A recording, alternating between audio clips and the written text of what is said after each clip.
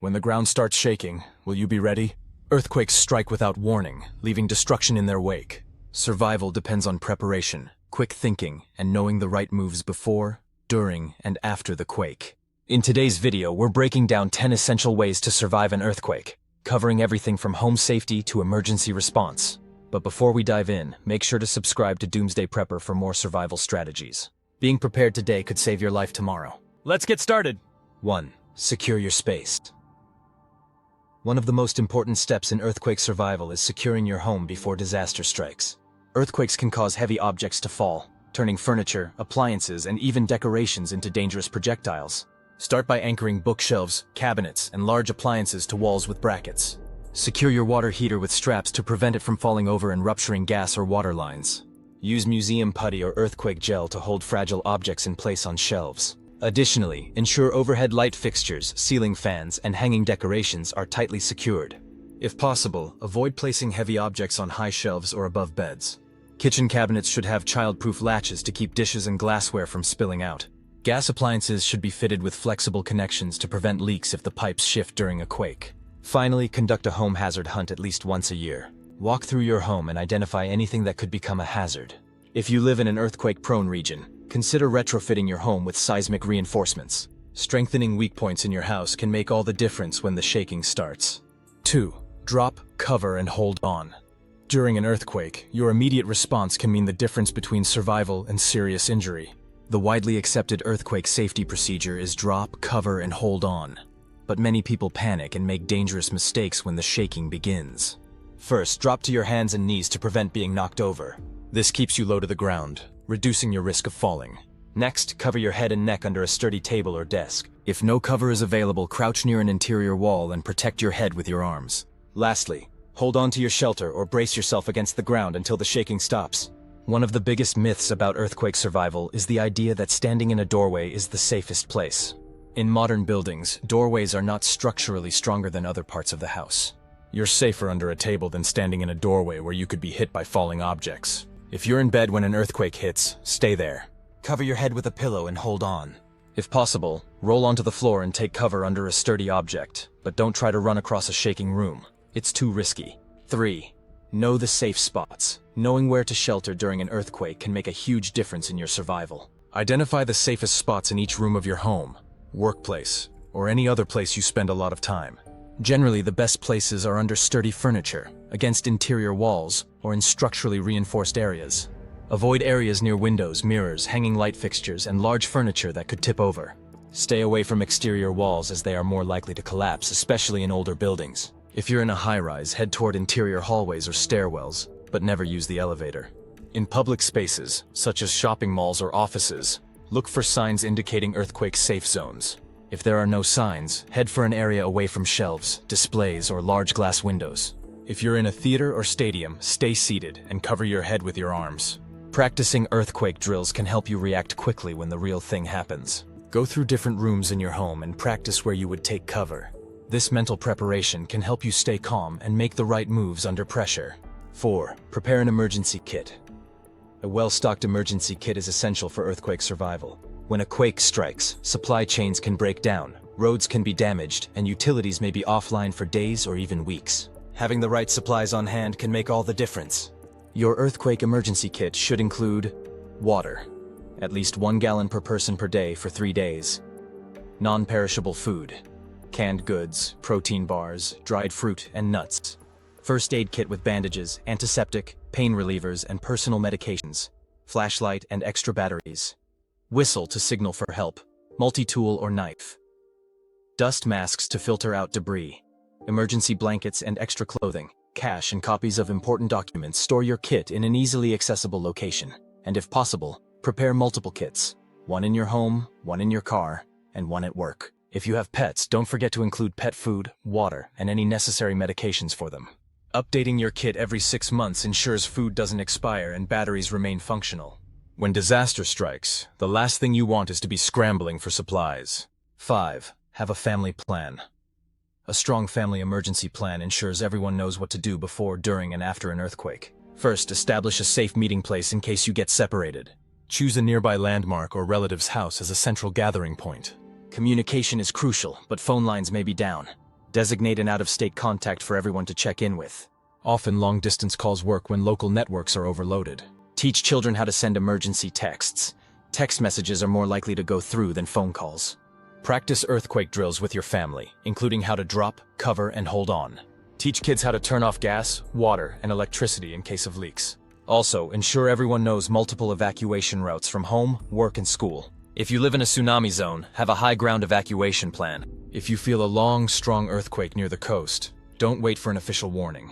Head for higher ground immediately. Having a solid plan in place increases your family's chances of survival and helps keep everyone calm during a crisis. 6. Shut off utilities after an earthquake. One of the biggest threats isn't just structural collapse, it's fire, gas leaks, and water damage. Many earthquakes rupture gas lines, break water mains, and knock out electricity, leading to potential secondary disasters.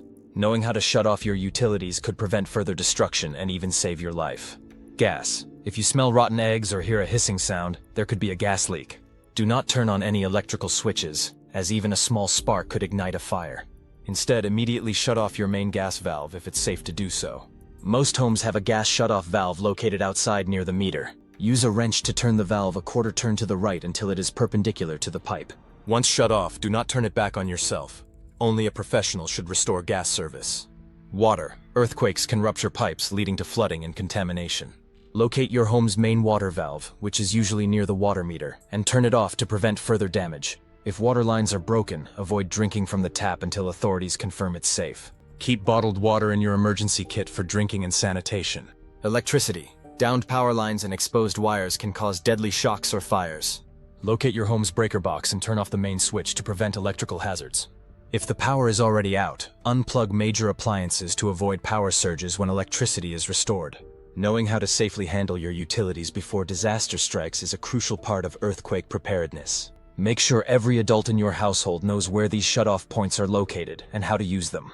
7. Be ready for aftershocks. Surviving the initial earthquake is only half the battle. The real danger isn't over yet. Aftershocks, or smaller tremors following a major quake, can happen minutes, hours, days, or even months later. Some aftershocks are strong enough to cause further damage, especially to already weakened buildings. After the main earthquake, stay alert. If you're indoors, assume another shock is coming and stay in a safe position. Drop, cover, and hold on. If the structure you're in is already damaged, carefully evacuate once it's safe to do so. Be aware that staircases and exits may be unstable. Avoid damaged buildings, bridges, and overpasses. Aftershocks can bring them down. If you're outside, move to an open space away from buildings, trees, and power lines. In earthquake-prone regions, authorities may declare structures unsafe until engineers inspect them. If you're told to stay out, listen to warnings. Aftershocks have collapsed buildings that initially remained standing. If you live in a tsunami-prone area, be extra cautious. A powerful earthquake could trigger a tsunami, with aftershocks making it worse. If an earthquake lasts longer than 20 seconds, and you're near the coast, evacuate to higher ground immediately.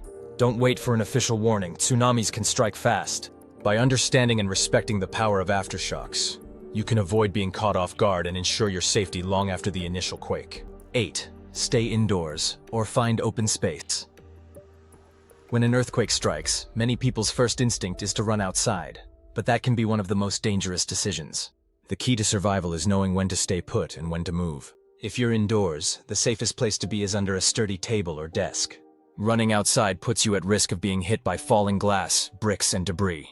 If you're in bed, stay there, cover your head with a pillow, and wait until the shaking stops. However, if you're in an old or visibly unstable building, evacuation might be necessary, but only if you can safely exit. Be extremely cautious in stairwells and doorways, as they may collapse. If possible, use alternate exits rather than the front of a building, where debris is most likely to fall. If you're outside when an earthquake hits, move away from buildings, trees, and power lines. Look for an open area like a park or a large parking lot. If you're in a car, pull over safely, away from bridges, tunnels, or overpasses. Stay inside the vehicle and wait until the shaking stops. Avoid stopping under trees or near power lines that could fall. Understanding your surroundings and making split-second decisions can mean the difference between life and death during an earthquake. 9. Know your building's weak points. The type of building you're in during an earthquake plays a major role in your survival. Some structures hold up better than others, while certain building materials and designs make others prone to collapse. Knowing the weak points of your home or workplace can help you take the right precautions. Older buildings, especially those made of unreinforced brick or concrete, are high risk in an earthquake. These structures lack the flexibility needed to withstand strong shaking. If you live in one, consider seismic retrofitting, such as adding steel reinforcements or securing walls to the foundation. If you live in a high-rise, your biggest risk is broken windows and swaying floors. Modern skyscrapers are designed to flex rather than break, but furniture, lights, and glass can still be deadly. Stay away from windows and exterior walls, and brace yourself under sturdy furniture. For single-family homes, the foundation is key. Houses that aren't properly anchored to their foundation may shift off their base. Bolting the frame to the foundation can significantly increase earthquake resistance. If you're in a mobile home or temporary structure, your risk of collapse is much higher. Consider installing earthquake bracing systems or reinforcing the frame. By understanding the vulnerabilities of your building, you can take action before disaster strikes and greatly improve your chances of survival. 10. Stay informed. In the aftermath of an earthquake, information is your lifeline. With power lines down and cell networks overloaded, having multiple ways to receive emergency updates is crucial for survival. Invest in a battery-powered or hand-crank emergency radio. This will be your best source of information when other communication channels fail. Tune in to NOAA Weather Radio or local emergency broadcasts for updates on aftershocks, road closures, and relief efforts. If cell service is available, use text messages instead of calls to communicate. Texts use less bandwidth and are more likely to go through. Social media platforms can also be useful for real-time updates from emergency agencies. Stay alert for tsunami warnings, especially if you're near the coast. Even if the initial quake didn't seem strong, a tsunami can still follow. Don't wait. Head for higher ground immediately if authorities issue an alert. Finally, be wary of misinformation. In chaotic situations, rumors and false reports spread quickly. Stick to trusted sources like FEMA, the Red Cross, and local emergency management agencies. The more informed you are, the better you can make life-saving decisions for you and your loved ones. Earthquakes are unpredictable and powerful, but preparedness is your best defense.